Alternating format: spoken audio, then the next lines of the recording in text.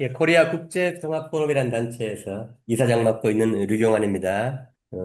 미국 올해가 건국 250주년이죠. 마침 5일 됐죠. 2월 28일 날 미국, 이스라엘이 어, 중동의 대페르시아 제국 이란을 침공하면서 국제 정세가 워낙 긴박하게 흘러가고 있어서 이번 이란 전쟁에 대해서 긴급하게 정리를 해봤습니다. 지금 그 5일째 진행되고 있는 미국, 이스라엘하고 그 이란과의 그 상당히 그 중요한 전쟁입니다. 인류사에서도. 그래서 그 전쟁의 성격이나 배경, 전개 과정, 그리고 전망, 마지막에는 우리 한국과의 이렇게 관계에서 미칠 영향까지 살펴보고, 예, 본론으로 들어가죠. 이번 그 전쟁은 2월 28일 날 우리 시간으로 아침 9시 반에 미국, 이스라엘이 테헤란을 전격 공습하면서 시작됐죠. 미국의 이란의 최고 지도자 하메네이의 가족들을 포함해서 이란 군 정부의 최고 지도자 약 48명이 참수죠. 학살되는 그런 이렇게 충격적인 사건을 통해서 시작이 됐습니다. 네, 이 전쟁의 성격부터 살펴보죠. 우선 무엇보다 국제법적으로 침략이죠. 도발되지 않은 침략, 그리고 유엔 헌장에 대한 위반이고, 거의 베네수엘라의 그 마두로 납치도 마찬가지였지만 거의 19세기, 20세기형의 그 제국주의적인 노골적인 침략 과정이라고 성격 지을 수 있습니다. 국제법적으로 이렇게 용납될 수 있는 어떠한 근거도 존재하지 않습니다. 그리고 이 중동 지역에 그 이스라엘을 중심으로 친미 질서로 재편하려는 전쟁이죠. 아시는 것처럼 미국은 그 2차 대전 이후에 그 세계 질서를 재편하면서 그 동아시아와 중동에서 두 개의 항모를 불침 항모를 띄웁니다. 동아시아 쪽에는 일본, 그리고 서아시아에서는 이스라엘이죠. 그 이스라엘은 창건 때부터 그 나일강에서 유프라테스까지 대이스라엘 계획을 세웁니다. 그래서 지금도 어, 경상북도만한 그 약 2만 평방킬로미터의 면적에 만족하지 않고 이집트에서부터 시나이 반도에서부터 이라크 유프라테스까지 중동 전역으로 영토를 확장하려는 계획을 몇십 년 동안 가지고 있습니다. 그리고 지금도 이제 그 이스라엘은 공공연하게 국제 무대에서 그런 지도를 들고 야심을 드러내고 있죠. 또 하나는 브릭스의 중심축인 이란을 붕괴시키고 멀리 이 중국까지 억제하려는 전략입니다. 마지막으로는 현재 진행되는 덕화 그 세계 질서의 구축에 타격을 가하려는 진영 대결이다. 성격은 이렇게 볼 수 있겠습니다. 근데 왜 하필 지금인가? 미국이 애초에 2015년 그 이란과의 그 협정을 트럼프 일기 때 체결했다가 2018년에 스스로 파기하죠. 그리고 다시 돌아온 그 2기 트럼프 행정부에서 이번에 그 이란을 그 봉쇄 제재하면서 다시 내세웠던 초기 협상 조건은 크게 세 가지입니다. 핵 농축 그 우라늄 철폐, 그 다음에 미사일 개발 이렇게 철폐. 그리고 세 번째는 중동 그 초승달 저항의 축과의 관계를 끊으라는 것, 세 가지였죠.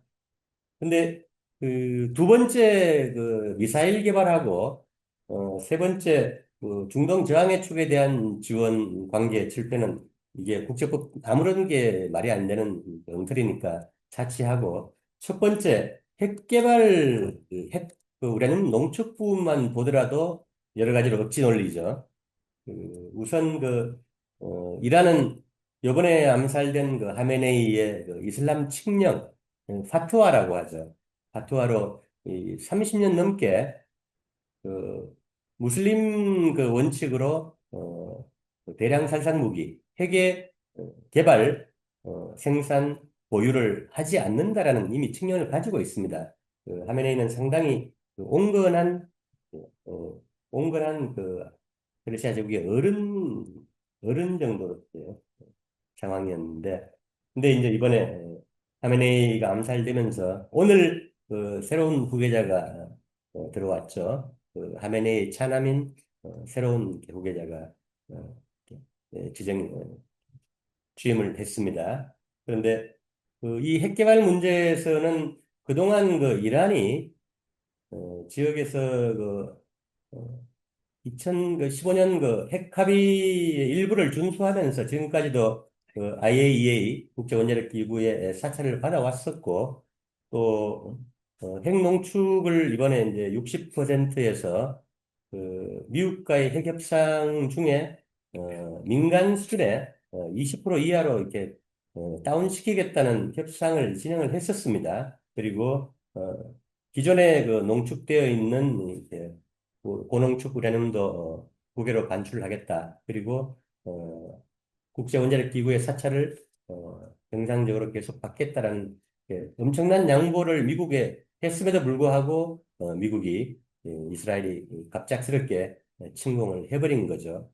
이스라엘과 이란의 이렇게 핵 문제에 대한 그 대응에서 보면 이란은 국제협상을 모두 준수했음에도 불구하고 이스라엘은 핵 비확산 조약에도 가입이 안 되어 있고 그다음에 실제로 핵무기를 보유하고 있죠. 1950년대부터 개발을 시작해서 70년대 핵을 완성한 것으로 지금 기록에 나오는데요. 그리고 공식적으로 정부 관료나 이 장관급들이 이란이나 팔레스타인에 대해서 핵 공격의 위협을 노골적으로 하고 있는 그래서 이란과 비교해 보면 그 중동에서 유일한 핵 보유국이면서 도저히 침공에 이렇게 근거로 삼을 수 없는 비교 불가능한 이렇게 상황인데 이번에 이제 이스라엘이 트럼프를 끌어들여서 급작스럽게 침공을 하게 된 거죠. 이건 그 작년 그 6월 달에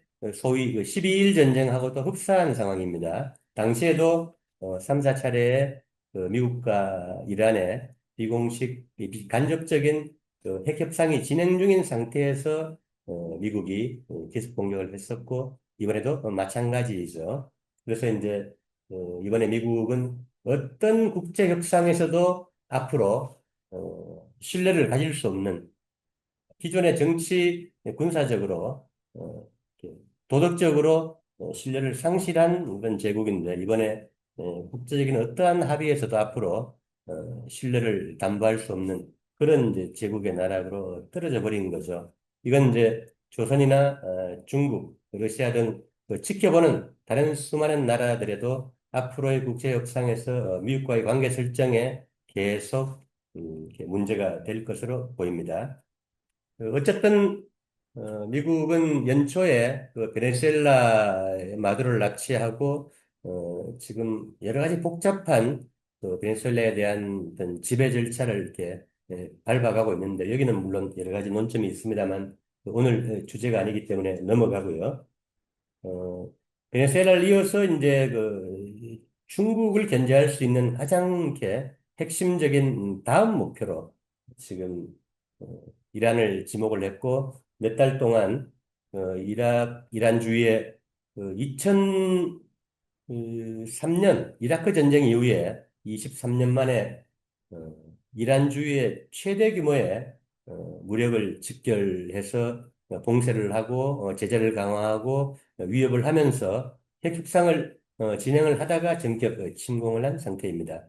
그래서 이제 트럼프 입장에서는 그 미국 그 해공군 무력의 약 절반에서 3분의 1까지를 투입해서 이 침공 준비를 했기 때문에 함부로 빠질 수 없는 입장이었는데 그러면서도 계속 팔레스타인 평화위원회를 구성하고 새로운 전쟁을 시작하지 않겠다는 공약을 내세우고 평화대통령 그리고 노벨상을 이렇게 추진하는 그런 야심찬 목표를 세우고 취임을 했는데 결과적으로는 그 모든 공약들을 파기하고 지금 이렇게 베네수엘라, 이란 그리고 작년에 나이지리아 등등에서 약 그 7개국에서 10개국을 취임 1년여 만에 공습하는 역대 미국의 대통령과 아무런 이렇게 차별성이 없는 그런 그 침략적인 대통령으로 기록이 되게 됐습니다. 그러면 왜 트럼프가 이 시점에서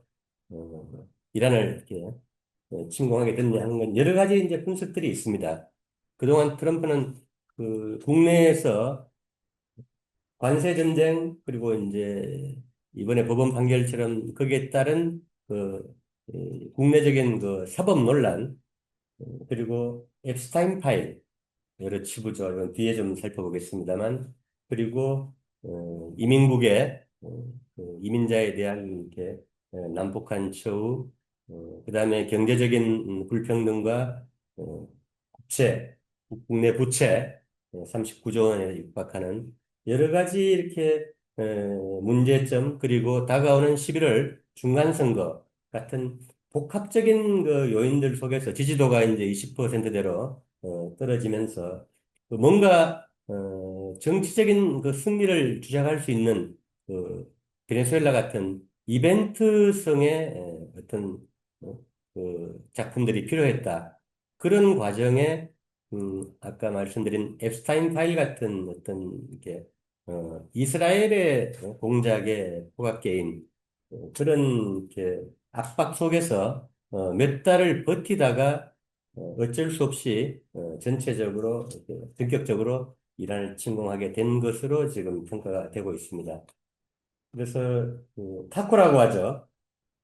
한방 그 이벤트성으로 쳐놓고 겁먹고 먼저 도망가는 그런 트럼프의 스타일이 이번에도 좀 그 제가 보기엔 뭐 5일에서 한 2주일 정도 단기전으로 그 하메네이 최고 지도부를 참수하고 이란 내부에서 어떤 폭동이나 색깔 혁명으로 정권 교체, 체제 전복을 시도하면 다행이고 이론적으로 불가능하지만 그러지 않더라도 그 베네수엘라처럼 그 남은 그 이란의 정부하고 어떤 그 큰 차원의 타협을 해서 치고 빠지는 정치적인 승리를 주장하고 치고 빠지는 그런 이렇게 단기 시나리오를 예상했던 것 같은데 저희가 그 2월 28일 그 개전부터 보면 뒤에 말씀드리겠지만 그 이란의 준비가 너무나 이렇게 철저하게 완벽하게 되어 있었고 그 반격이 전후 80년 체제를 깰 정도로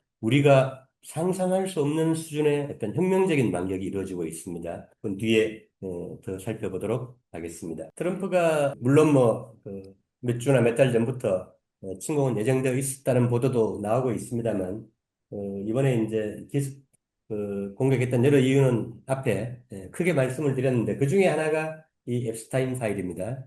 지금 국내에서는 주류 언론들이 그렇게 다루지 않고 있는데 뭐 간단한 내용은 그 모사드의 요원이거나 아니면 그와 이렇게 조직적으로 관련되어 있었던 제프리 앱스타인이라는 이렇게 인물이 그 수십 년 동안 그 전 세계 그 정관계 왕족 그다음에 자본가들 초상류 엘리트들을 조직해서 앱스타인 섬이라는 예, 그 버진 아일랜드 군도의 작은 섬이죠. 그 섬을 이제 매입해서 우리 같으면 이제 김학의의 한 뭐 만 배는 될 듯한 그런 어, 휴양지를 차려놓고 그냥 이런저런 뭐 접대 차원의 타락상을 보인 게 아니라 그 어린 그 여성과 소녀들 포함해서 엄청난 성착취 그다음에 여기서 일일이 표현할 수 없는 어떤 그 인신, 제사, 사탄 의식 그리고 뭐 하여튼 그런 예, 엄청난 소돔과 고모라식의 어, 그 도덕적인 파탄상을 이렇게 우리가 상상할 수 없는 수준으로 조직적으로 그, 잠수함과 개인 제트기를 동원해서 이 전 세계 고객들을 실현하면서 실행해 왔다. 그리고 그것이 이제 어느 정도 문제가 되니까 2019년경에 이제 미국에서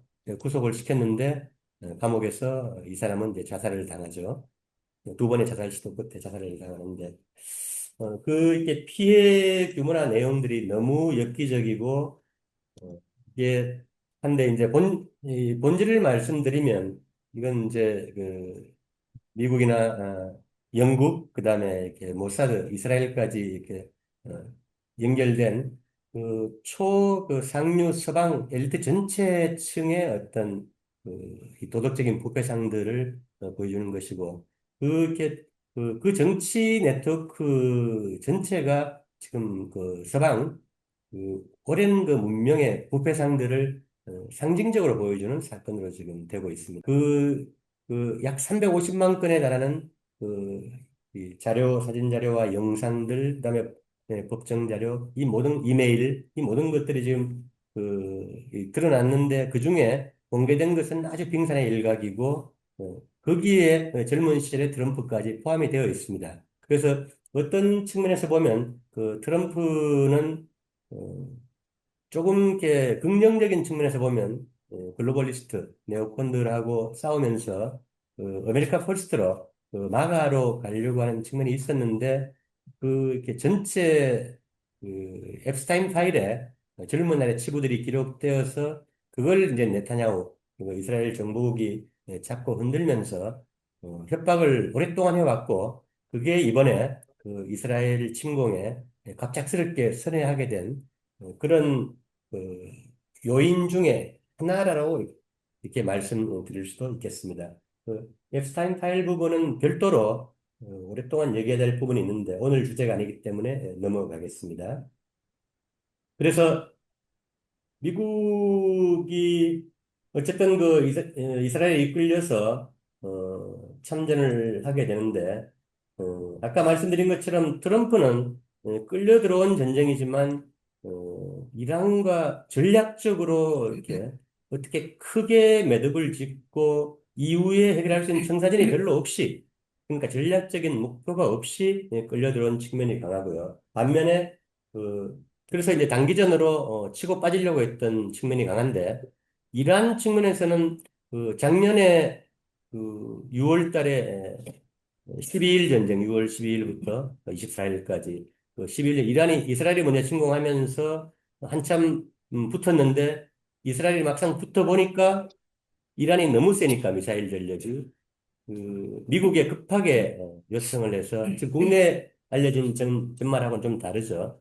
미국에 이제 이스라엘이 급하게 요청을 해서 평화 협상을 맺게 됩니다. 휴전 협상을. 그 과정에 그냥 그 휴전 협상을 맺으면 이스라엘이 너무 이렇게 창피하니까 체면을 상하니까 미국이 개입해서 뜬금없이 이란의 핵단지 세 개를 이렇게 B2 폭격기로 폭격한 걸로 하고 그 다음에 그 대응으로, 보복으로 이란이 당시 카타르 미 공군기지, 요번에 이제 된통당하게 되는 거죠. 그 공군기지를, 보복 공격을 하는 신용을 하고 그냥 서로 체면을 차리고 이스라엘과 휴전 협상을 하는 강제로 그런 이제 모양을 갖춰서 작년 12일 연령 끝냈죠. 근데, 이란이 보니까 이번에도 어, 또 이제 그런 과정에 걸려들게 된 거죠.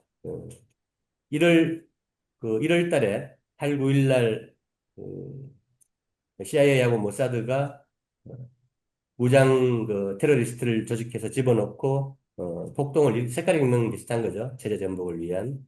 어, 그래서 이제 무장 폭동을 일으켜서 한 3,100명이 이제 죽은. 지금 뭐 서방에서는 여기서 뭐 3만 명이 죽었니 하면서 이제 이란을 뭐 살인 독재 정권으로 이제 몰아가고 있는데요.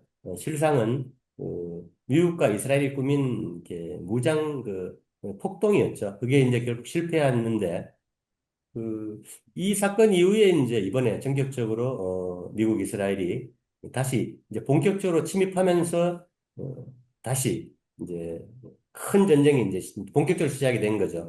작년 12일 전쟁은 이스라엘이 선방을 날렸고 이제 수세에 몰리니까 미국이 마지막에 이틀 동안 개입해서 강제로 휴전을 한 상태인데 그때 지금 이란이 우회하는 거는 그때 이제 마지막에 텔아비브를 두드리던 그런 걸 조금 더 했어야 된다. 한 1, 2주일이라도. 그때는 이스라엘 방공망이 완전히 무너졌기 때문에.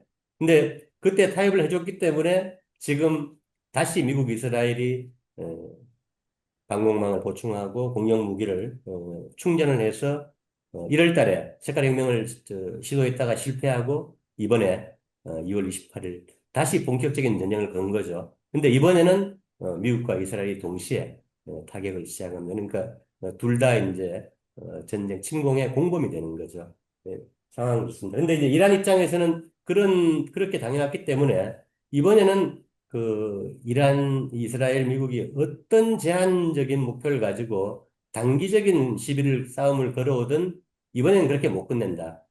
싸움이 나면 무조건 지역전으로 확대가 될 거고, 전쟁은 당신들이 시작해도 끝은 우리가 낼 것이다라는 그런 경고를 계속 해왔죠. 근데 지금 개전 5일째 실제 상황이 그렇게 되고 있습니다. 그리고, 시작한 너희들이 반드시 후회하게 해줄 것이다. 그리고 전쟁을 끝내자고 이렇게 사정을 하더라도 어려울 것이다라는 그런 상황을 지금 하고 있습니다. 뒤에 계속 살펴보겠습니다.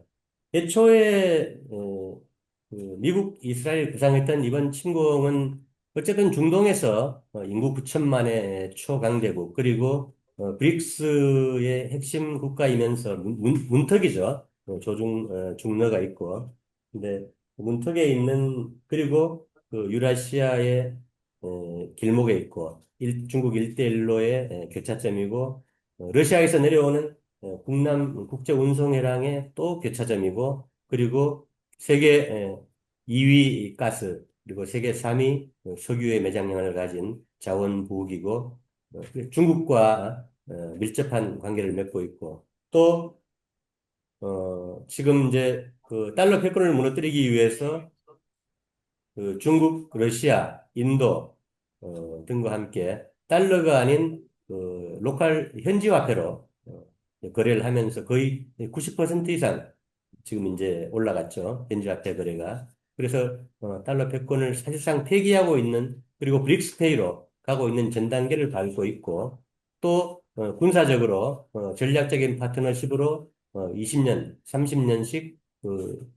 중국, 러시아, 인도와 함께 유라시아의 새로운 안보 질서를 구축해 나가는 그런 핵심적인 국가이기 때문에 그중에 이제 약한 고리인 이란을 그나마 약한 고리인 이란을 미국과 이스라엘이 두고 볼 수 없었다. 그래서 무리하게 이란을 약화시키기 위한 계획을 미국은 2009년도 브루킹스 이렇게 보고서란 게 있습니다. 거기에서 페르시아로 가는 길이라는 제목으로 거기서부터 이제 이란을 전후에 미국이 한 90개국 이상의 한 100개국 이상을 침공을 했고 무력 침공을 했고 한 90개국 이상에서 쿠데타나 어떤 하이브리드 전쟁을 통해서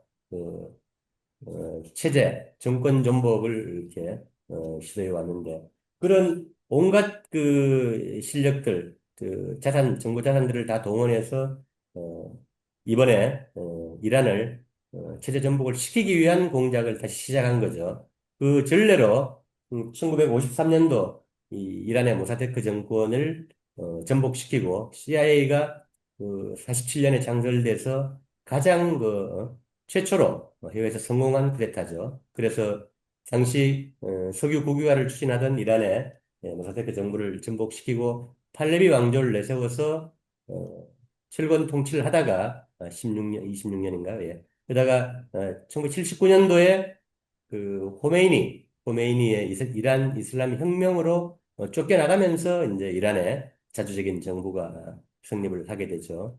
그래서 미국과 이란의 이 싸움은 20세기 초반에부터 지금까지 거의 석유 자원을 둘러싼 이렇게 미국 두 제국주의에 승계된 싸움이죠. 다 이렇게 하면 한 100년 정도의 오랜 이렇게 적대적인 싸움의 역사를 가지고 있습니다.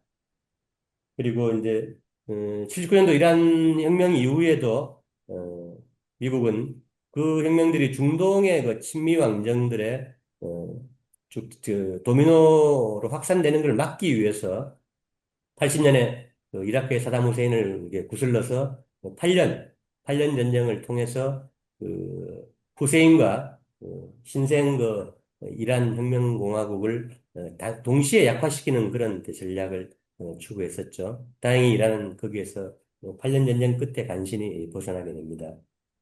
그 이후에도 계속 이란을 봉쇄하고 경제 제재하고 해왔던 그런 역사 속에서 미국과 이란의 어떤 긴 전쟁을 이렇게 살펴봐야 될 것 같아요. 그래서 국내에서 일부 주장하는 이란이 무슨 신정 체제이고 독재 체제이고 자기 국민들을 학살하는 그런 이렇게 나쁜 이렇게 실패한 국가 체제라는 그런 프레임들은 2차 대전 이후에 전형적인 미국의 프레임이다.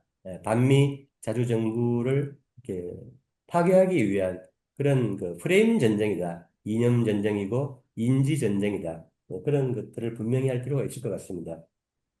그래서 이번에도 미국은 그 실제로 단기전으로 이렇게 치고 빠지면서 정치적인 승리를 선언하고 이란의 새로운 정부와 가능한 수준의 타협을 하려고 했던 게 아닌가 싶은데 내부적으로 이란 내에서 수뇌부를 참수하면서 정권 교체나 체제 전복을 하겠다는 그런 시나리오는 거의 불가능하다는 것들은 판단을 하고 있었을 겁니다. 왜냐하면 아까 말씀드린 79년도 이렇게 혁명으로 쫓겨난 팔레비 왕조의 지금 후손이라고 하는 놈은 미국에서 당시 이렇게 몇천억 어, 달러 이란 자산을 이렇게 들고 미국으로 도망가서 지금까지 아무런 역할도 없이 그냥 문편으로 생활하고 있는데 이 친구 툭하면 이스라엘에 가서 통곡의 벽에절하고 네타냐후 만나고 자기 조국을 침공하고 전복시켜 달라고 사정을 하고 다니는 친구죠. 그래서 이란 내에서 아무런 혁명 이후에 대중적인 지지 기반이나 정치적인 유산이나 이런 게 없습니다.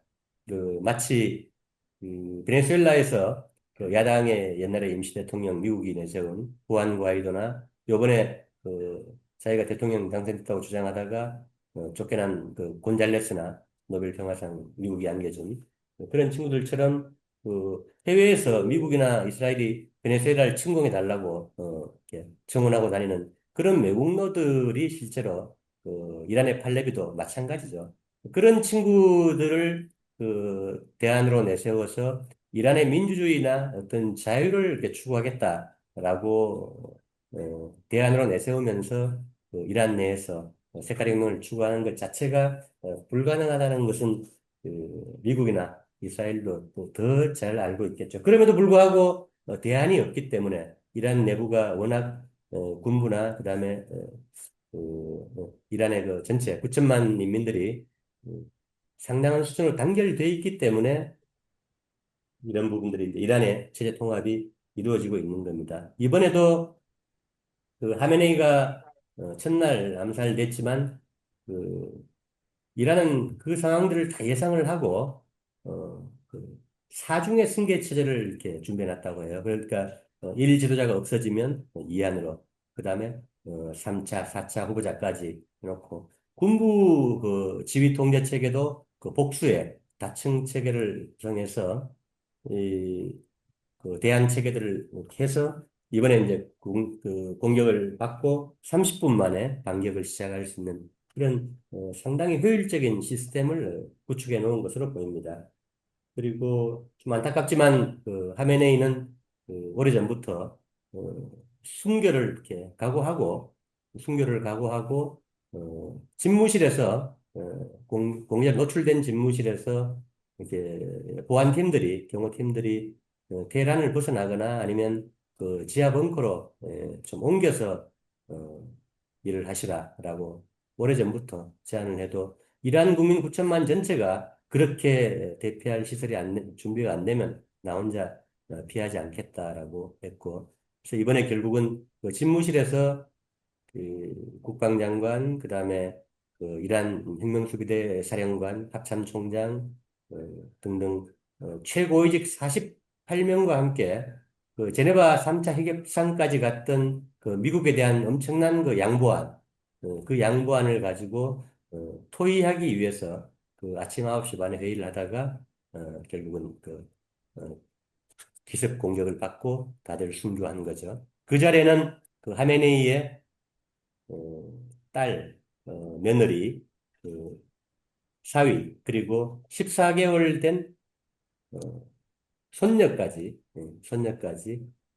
이번에 이제 예, 순교를 했죠. 그래서 어, 미국이 그 최고위층의 참수를 통해서 제거를 통해서 베네수엘라 유형의 어떤 정권 교체나 그다음에 그 내부에서 폭동이 일어나면서 체제를 전복하거나 그런 식의 시나리오를 준비했었다면 이번에 이제 하메네이의 참수를 통해서 오히려 그 이란 내부 9천만 전체가 결집하는 역효과를 어, 불러왔고 엄청난 그 전략적인 오판이었다는 게 지금 드러나고 있습니다. 아까 말씀드린 1월 달 이란 무장 폭동이죠. 미국과 이스라엘이 몇 년 동안 준비해서 이란 내부의 모사드 세포들과 그다음에 여러 가지 이제 폭동 조직들 그리고 쿠르드족이나 외부의 세력들을 투입하고 보시는 것처럼 엄청난 양의 이렇게 무기와 일론 머스크의 스타링크 인터넷 체계들을 투입해서 폭동을 그 경제난으로 인한 시위에 대해서 개입해서 조직적인 폭동을 일으켰다가 1월 8, 9일 이틀 동안 만에 이제 진압이 되게 됩니다. 그래서 작년 그 6월 달 12일 전쟁 때 그리고 이번에 1월 그 폭동을 거치면서 이란 내에 어떤 미국과 모사드 조직이 오랫동안 그 키워놓은 그런 스파이 조직이나 반체제 세력들이 그, 근거가 되면서 이번에 미국의 침공 때 내부에서 소요 사태가 일어날 수 있는 가능성들은 거의 사라졌다. 이렇게 평가를 할 수 있겠습니다.